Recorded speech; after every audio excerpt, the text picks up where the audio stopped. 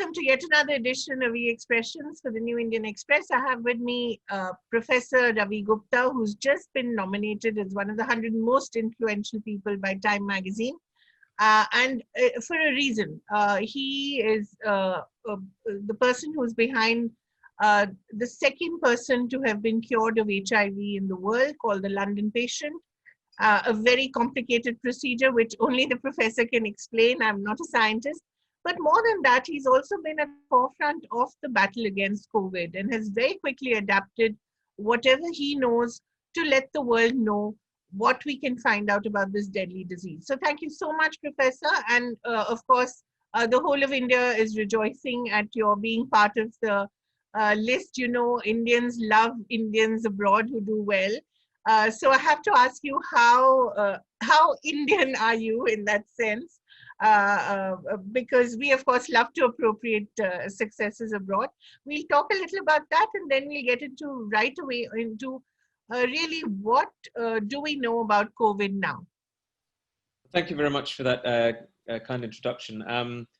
Just in terms of how Indian I am, I mean, I have very close links with India. My extended family is all there, many in Delhi, many in Agra and Lucknow. And also Calcutta. So I still very much feel Indian. And although I was born here, we've spent a lot of our best memories in India. So I'm very honored to be Indian at this point, actually, to be able to kind of give something back to India and to represent, my sort of my motherland, as it were. So very special time for many reasons. And I'm really pleased at the way that I think that all of the winners or the nominees have been kind of portrayed in the media in India in a very positive light. Yes. during a very difficult time for the world, you know. Yeah. Right. So, Professor, let's get into what we know about COVID right away. Before we, or let's talk a little first about HIV and what we know about HIV, even 30 years after the disease first caught our attention. We still don't have a vaccine, which sometimes is scary when you think of the possibility that there could not be a vaccine for COVID-19 for 30 years. Where are we headed? That's a really interesting point, actually. So many diseases have vaccines. If we try hard enough as humans, we have eventually found vaccines for all the things we have been trying to deal with. But HIV is the one exception. Huge amounts of money, billions and billions of dollars in vaccine research for HIV. We haven't been successful for a number of different reasons, mainly to do with the virus and the way that it manipulates the human body and subverts the immune system and changes itself constantly. These are the main barriers for HIV. Now, with coronavirus, we're not really sure how this is going to work, as to whether the same problems will arise. We know that coronavirus mutates much more slowly than HIV in general. So maybe that will be of benefit to us, but we can't be sure. We know, on the other hand, that coronaviruses change themselves each year, and you can be infected multiple times by coronaviruses, even when you have had immune responses, because for some reason they don't seem to last very long. And this is a really interesting thing, because immunity often is supposed to last many, many years after you see a pathogen or a virus or a bacterium. But for some reason, this doesn't seem to be true for coronaviruses, and this could be the Achilles heel for vaccines. So when the world talks about this disease being here to stay, it is true. Whether it's in this form or a far deadlier form or a far lesser form, we have to live with it. I think that's a reasonable assumption based on what we've seen. I think in the early days, we thought we could overcome this with our usual kind of, spending lots of money on science suddenly. But actually, I think we're becoming more sobered by the things we're seeing. And I think it's better to prepare to live with the virus rather than to believe that it's going to disappear. Because vaccines may be successful, but they may need reboosting every year or every 2 years or every 6 months, in which case there will still be cases of coronavirus popping up and down. We will still need to be vigilant and in terms of controlling infection. So we need to prepare for the worst. And exactly how do we keep that up? We keep up with our masks, our social distancing, the sanitizing. What are the things that we need to do absolutely need to do to make sure that we are living in this new normal? Yeah, I think we need to do all the things you just mentioned. All of these sort of classical approaches to infection control, they will need to be continued. This will be the new norm. We need to just make space between each other, and I think use telecommunications more than we do in-person meetings, which is already becoming difficult because the spontaneity of a personal meeting can't really be replicated very easily. So we just have to make do with what we can. Travel is recommencing, but I think that travel really is a key to reintroducing infections. And I think we need to, the world travel business really needs to restart, I think, but in a way that that is safe. In other words, with intensive screening and obviously precautions on aircraft as we go forward. Professor, you said something very interesting a little while earlier, that, suddenly there's a lot of spending on science. It's very interesting because you had very anti-science responses from some of the world's leaders, whether it's President Trump or even Prime Minister Johnson.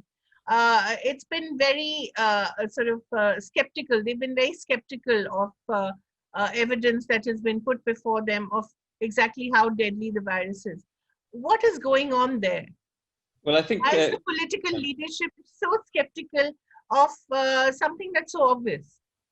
Well, I think we can talk about Trump more than Boris Johnson, because I think Boris Johnson is still having to listen to advisors and hasn't openly criticized scientific advice yet. Also, because he had it. Yeah, that's right. Yeah, that's right. He was sick with it, so he realizes this is important. But I think with Trump, of course, the problem is that his whole motivation or reason he's there is to do things for people, to be seen to be doing areas. So we don't have proper therapeutics, and we don't have a vaccine, and of course there are patients who are getting very sick and dying. So we have many challenges: antiviral development, anti-inflammatory drugs, for example. These are all critically needed, and they're as important as a vaccine in many ways. In terms of what is the virus doing, it is an RNA virus, which means it does do some mutation. It is changing a little bit. There's one mutation that arose that seems to make it more infectious. This mutation has basically replaced nearly all of the strains circulating in the world, suggesting that this virus, if it does mutate, can adapt very quickly and spread itself very quickly. So we do need to be mindful of that, especially when we talk about vaccines. As we may have a long fight ahead of us, as we saw with HIV. Professor, do we know exactly how it originated?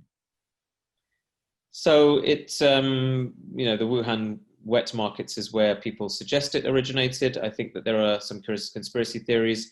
I don't believe that it was an intentional event. I don't think that scientists went out to make a deadly virus. I do, on the other hand, think it's plausible that the virus was an escape from a lab. Wuhan does have one of the highest level containment labs you can find, and there are only probably 10 such labs in China.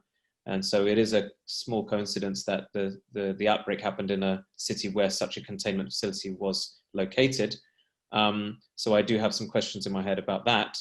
But I don't think it's intentional. And really we just have to deal with the consequences now, but also to invest enough in science and enough in coronavirus research such that we will have an array of drugs and vaccines the next time this happens, and we won't have to go through this process again. Professor, it's been a horrific time for healthcare workers, and not just, of course, for people infected with it, but people who are dealing with the infection and dealing with the infected patients. How broken is the healthcare system in your country, in India? How much do you know of that? I mean, here we prepared for a very significant first wave, and although many deaths occurred, the health system just about coped, but that was at the expense of many other procedures, operations, healthcare, cancer treatments for other people. So there was a lot of damage that happened as a result of diversion of all the resources away from other diseases towards coronavirus. So, and that's the really big thing that worries me about the longer term impacts of this. There's a dual impact. One is the patients themselves, but also the other patients with other conditions who are not receiving the treatment they need. Right. Do you know enough about how in economic conditions by which capitalist economies flourish, there are some downsides to this, in that we become vulnerable by the way we have created our societies. Yes, and also in terms of the low mortality rate in India. In India, that's being seen as something that's something at least to look at as a silver lining. And there are varying theories about this. What can you tell us about it, Doctor? Well, there are a couple of different things to consider. One is whether the numbers are real. It's very hard to measure accurately the number of deaths that are occurring. Many people will not make it to hospital. We certainly heard here that people couldn't get beds in Indian hospitals. And so what about all the people that have died at home because they didn't believe they had enough money to get into hospital? So number one question would be, what are the real numbers? Right. And I would be hard to convince that, good quality data could come out in the conditions that we were seeing, certainly in India's first wave. Secondly, yes, perhaps, of course, the second thing is that India has a younger population than many other countries in Europe, and age is correlated with disease severity. So that may be playing into the numbers that have been observed. Then there's a theory about the fact that in certain countries, tropical countries, there is a greater burden of infectious disease in the community. There's more challenge from different bacteria, fungi, and viruses on a daily basis, and people's immune systems may be more switched on or have immunological memory that enables them to deal with the virus more rapidly. So there are a few different theories there, and it will be important to figure out which of those is the real answer. Right. What about, let's develop that a bit, the immune system. We have a tradition of yoga and Ayurveda, which now people are saying that, this is the moment to sort of rediscover that and to build our immunity and to talk prevention rather than cure. Do you think that there's some substance there? I think that the practices such as yoga and healthy living are obviously very important, but as a scientist, I don't think that the impact of those things is significant enough to have a public health impact. I think it's great for well-being and dealing with the crisis at hand, but good nutrition, exercise, yes, they're key things, but really good health, good cardiovascular health, controlling diabetes, blood pressure, heart disease.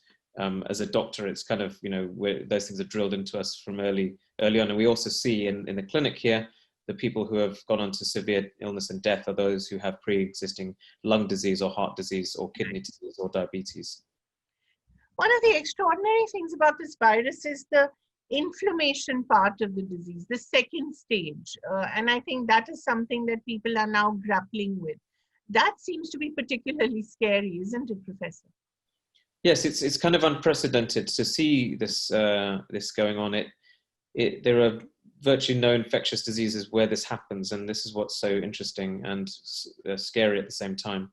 We get this uncontrolled inflammatory response with very high protein levels of various different molecules that typically don't reach sustained levels like this in infections. They may peak and then subside, but in these severe cases, it seems to go on and on. And the big question really is whether this is due to the virus just carrying on, causing damage and carrying on making copies of itself, or whether this is the immune system going out of control and beyond regulation. We have a lot of checks and balances within our immune system to switch off these responses when they become damaging. And for some reason, potentially this virus creates conditions where the regulation is disturbed. Mm. It's all too scary and too much like science fiction. When did you first hear about it? When did you first start realizing how serious this was?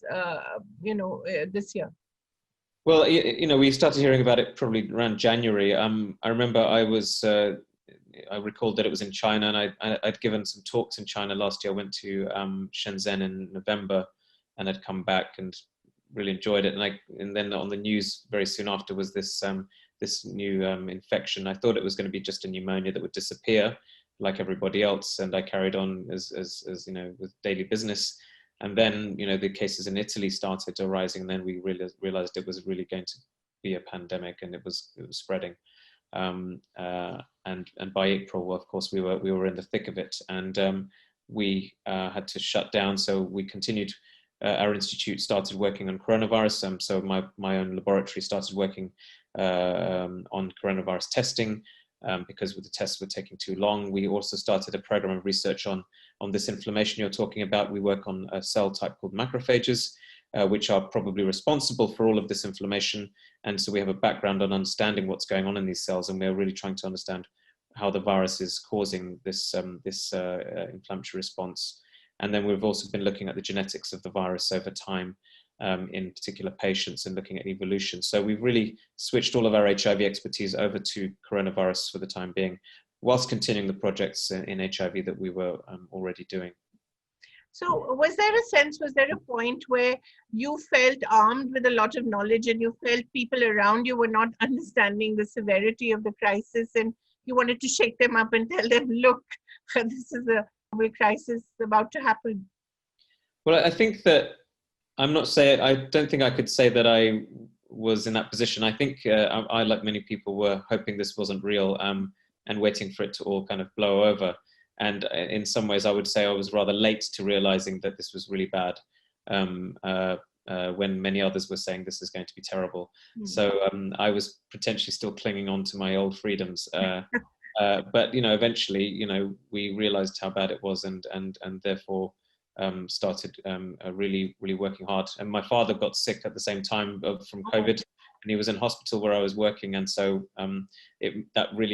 that was the thing that really made me realize that this is how bad this is. Right. I hope he recovered and he's well now. Okay. Yes, completely recovered. So that was a thankful event. But it really spurred me on to kind of do something about this. Right. Professor, please talk a little about the Gupta lab. I find that very interesting. There are two labs that you work with or you've created. Yes, so I mean, my research group has been in the past between two places. I mean, I have an affiliation with a large research centre on tuberculosis and HIV in South Africa, which is funded by the Wellcome Trust from the UK, which is a state-of-the-art lab facility with a big demographic and epidemiological components as well. So because of my HIV interest in developing countries and drug-resistant HIV, this has been a very fruitful collaboration and place to work. I had a small team there for a while in the laboratory, but now I've concentrated more in the UK. But we still do a lot of work in drug resistance in South Africa and also Nigeria, and also Uganda. So we're continuing a lot of work across sub-Saharan Africa. But for practicalities, most of my laboratory staff are now in the UK and Cambridge. That's one of the most interesting things about what this virus has brought home. One of the few rays of hope. I think that there is a tremendous amount of global collaboration happening between scientists from across nations to work on a vaccine, to work on drugs. Is that something you see as a way forward for global science? Absolutely. I think the global cooperation has been unprecedented. The availability of communications has been revolutionary for video conferencing, also exchange of data. The availability of preprint publication has been, I think, in general, a good thing because data can be released. Of course, there have been a lot of very poor scientific papers as well, but the good has outweighed the bad in my view. And of course, the vaccine efforts across countries has been remarkable. The efforts in other areas less remarkable, but of course potentially ongoing, and will come to fruition in the future. But it really has been remarkable, and we need to sustain this. There is tremendous pressure on those developing a vaccine to come up with a solution as quickly as possible. And one of the organizations associated with this is the Serum Institute in India, with which you must be familiar because of your work in HIV. There is a lot of concern that we could be racing too fast towards a vaccine without taking all the possibilities without including all the possibilities it could have, the repercussions. Yes, I think I'm certainly one of the people who thinks we need to get the vaccine right first time, because we are, as I said, the mortality rate from the disease is declining in places we know how to treat it and detect it better. We are hard to know because we haven't really had first-hand contact with German doctors or scientists. Certainly, I haven't myself. So it's often hard to know, whether the numbers are real, what's really happening, were there mitigating factors. So that's on the control front. But I mean, on the vaccine and science front, I think many countries have made significant contributions. Of course, we've had rather well-controlled epidemics, for example, in Vietnam and other countries in East Asia. And it'd be interesting to understand how some countries have done better than others. Maybe it's demographics of the population, age structure, living standards, living conditions, obviously the response to government measures, the degree to which people obey government rules. What about herd immunity? I mean, Sweden tried that. Was that successful? It was a thought early on that we might be able to achieve herd immunity and therefore control infection. Yes. Really, but of course, with the lockdowns, we did shut down transmission, and so we made herd immunity a very difficult thing to achieve by shutting down. Of course, shutting down was probably the right thing to do, because we may have achieved herd immunity with the loss of many more lives. And if that herd immunity then wanes, for example, as I said, you can get coronaviruses year after year, it would have been a big waste. So because we don't understand how long immunity lasts, aiming for herd immunity by infection is a risky thing. Professor, I wonder, when you started out to study immunology, epidemiology, did you ever imagine it would become possibly the biggest and the most exciting field in a way, deadly, sure, but also very exciting that it's become now? Well, I mean, this is the reason I got into HIV in the first place. When I did a master's in public health at Harvard some years ago as a medical student, and I was introduced to courses on HIV and how they affected different countries. And that's a disease that really ticks all the boxes of epi, immunology, virology, sociology, politics, across the board, gender, so that I already was dealing with the most interesting virus in the world, and this comes close, but it's still not quite as interesting as HIV, I think. What makes it less interesting?